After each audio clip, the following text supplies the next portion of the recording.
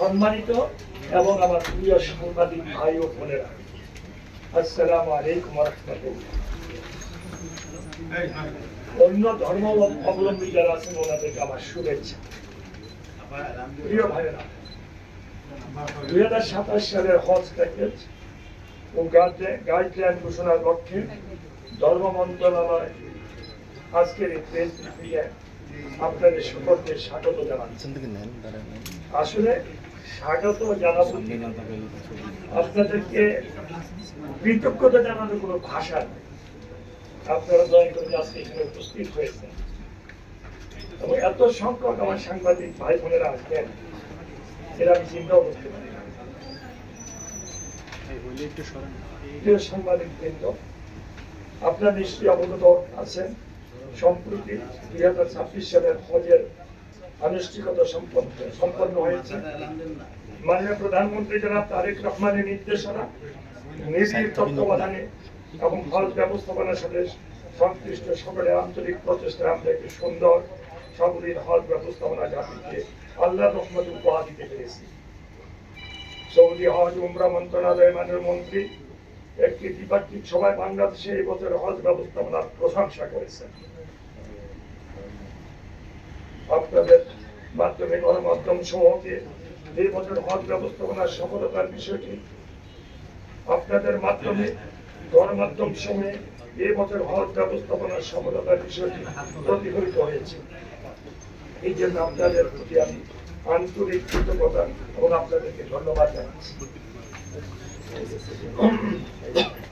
প্রিয় সাংবাদিক ভাইরা, হজ প্যাকেজ ঘোষণার পূর্বে কিছু বিষয়ে আপনাদের মাধ্যমে দেশবাসীকে অবহিত করা প্রয়োজন বলে আমি মনে করছি। হজ ব্যবস্থাপনা উন্নয়ন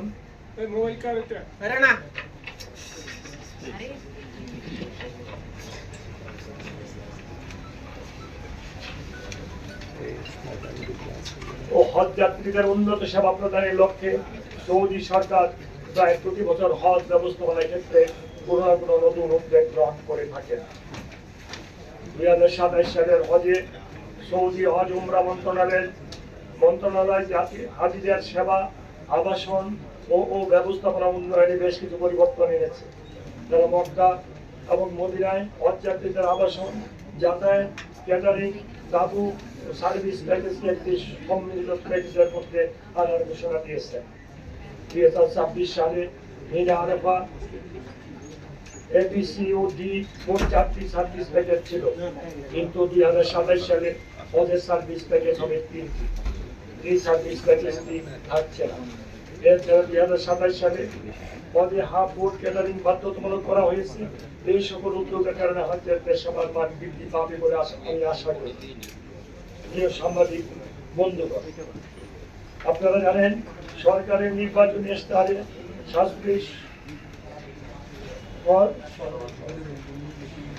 সহজলভ্য, মানবিক ও প্রবাসী বান্ধব হজ ব্যবস্থাপনা প্রতিশ্রুতি ব্যক্ত করা হয়েছে। 2026 সালের হজে মাননীয় প্রধানমন্ত্রী জনাব তারেক রহমান সাহেবের ব্যক্তিগত উদ্যোগে বিমান ভাড়া কিছুটা কমানো সম্ভব হয়েছিল। এই বছর মাননীয় প্রধানমন্ত্রী প্রচেষ্টা বিমান ভাড়া গত বছরের চেয়ে 24,830 টাকা কমানো হয়েছে।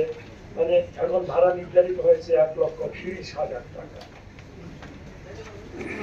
শেখ হাসিনা সরকারের আমলে 2023 সালে বিমান ভাড়া ছিল প্রায় 2 লক্ষ টাকা।